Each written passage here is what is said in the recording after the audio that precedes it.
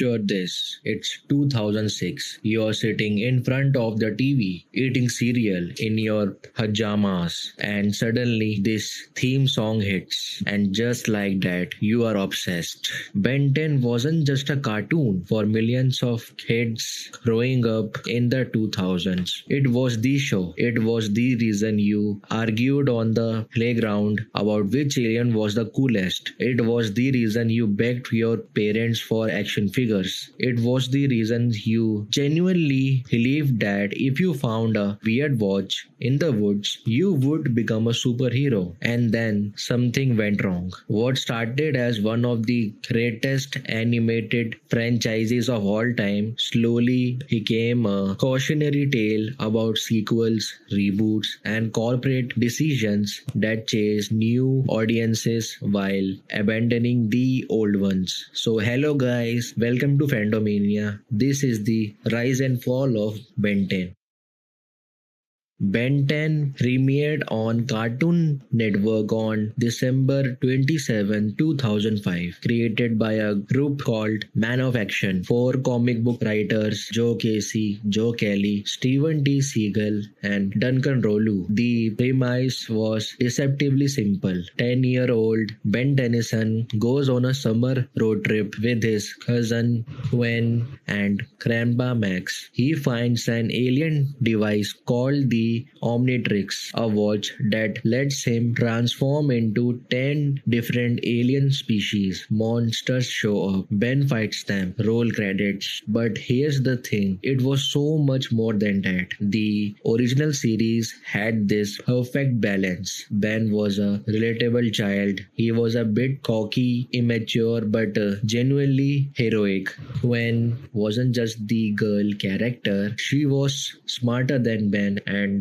Grandpa Max, he had this whole secret history as a government alien hunter called a lumber that slowly unraveled over the series. The lore was layered. The world felt alive. The aliens weren't just power sets, they were characters. And when Ben unlocked new ones like Cannonball, a fan favorite who was literally added because children loved the design concept, it felt like a reward for watching. No discussion of Ben 10's golden era is complete without talking about Vilgax. Vilgax is one of the most genuinely intimidating villains in cartoon history. He is not playing games, he doesn't monologue unnecessarily. His entire existence is about destroying Ben and taking the Omnitrix. He made Ben feel like the underdog even when Ben was the one with superpowers. The show was a monster hit, and the finale of the original series perfect. It didn't overstay its welcome. Ben's story had a beginning, a middle, and an end. It was complete, and then they made more. In 2008, Ben 10 Alien Force premiered, and here's the thing, it was genuinely excellent. The show aged Ben up to 15 and completely changed the tone. Gone was the light-hearted road trip adventure. In its place was a darker, more serialized science fiction story. Ben, Gwen, and Kevin formed a team.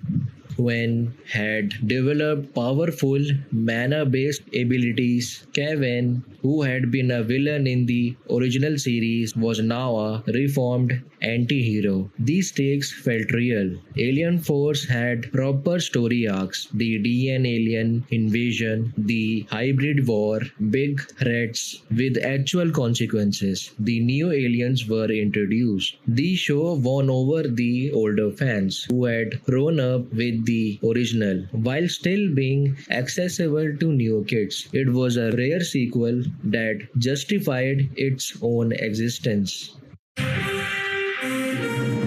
Ben 10 Ultimate Alien arrived in 2010, and this is where we start to see the first real cracks. The concept was interesting on paper. Ultimatrix, a new device that could evolve aliens into their ultimate forms. But the writing started to feel inconsistent. Some arcs were brilliant. The Hagregor storyline in the first half of the season was actually fantastic, but then it just lost focus. The second half introduced Dagon and the Forever Knights and felt like it was spinning its wheels. It wasn't a bad show, but fans started to feel something they hadn't felt before: mild disappointment, and in the context of Ben 10, that was a red flag. Ben 10 was a cultural phenomenon. There were video games, crossover specials, including an iconic crossover with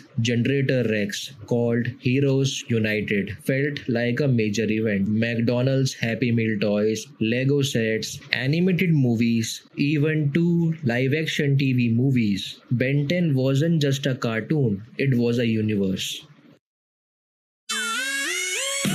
And then came Ben 10 Omniverse, premiered in 2012, and fans were not happy. Let me list the issues because there are several. First, the tone. Omniverse went in a completely different direction from Alien Force and Ultimate Alien. It became much more comedic. Ben became noticeably more goofy and immature. Second, Gwen and Kevin were demoted. In Alien Force, they were central to the story. Rook was fine, but he wasn't Gwen and Kevin. Third, Vilgax was massively depowered. Fourth, the ending of Omniverse tries to be cosmically epic and ends up being deeply unsatisfying for long-term fans. And the art style, some people liked them, a lot of people didn't. Now, to be fair, Omniverse has its defenders. The show brought back classic elements from the original series and gave us some genuinely fun alien storylines. By 2014, after 4 shows and nearly a decade, the classic Ben 10 universe was over.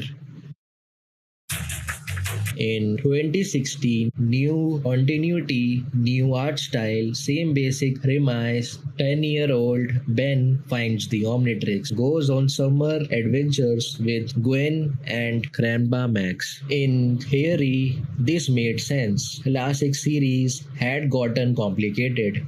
A clean slate could bring in new kids without requiring them to watch a decade of backstory. The reboot ran as 11 minutes segments instead of 22-minute full episodes, and a more comedic tone. Reception was even more brutal than Omniverse. The audience, especially the existing fan base like us, widely criticized the show. The reboot ran for 5 seasons, ending in 2021 with a special called Alien X-Tinction. For many fans, this crossover was a bittersweet moment. It acknowledged the classic era. It gave some closure, but it also confirmed that the reboot's continuity was ending and left the franchise in genuine uncertainty. As of 2026, there was no new Ben 10 series, no announcement, just silence.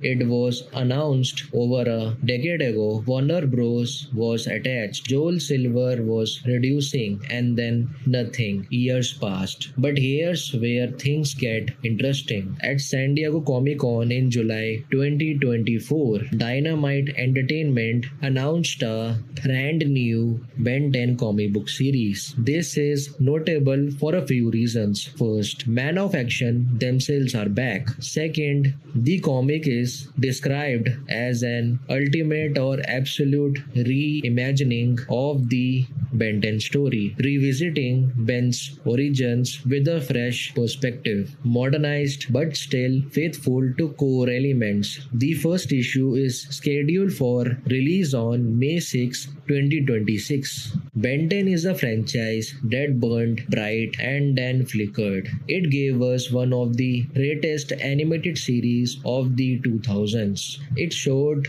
that the superhero show could work without a comic book IP behind it. It proved that kids' television could have real character development, genuine stakes, and mythology that rewarded loyal viewers.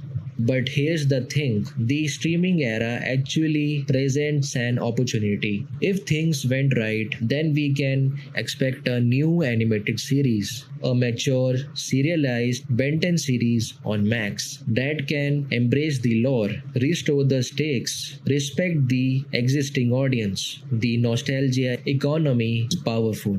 Maybe this is Ben 10's hero time again. Adios a todos.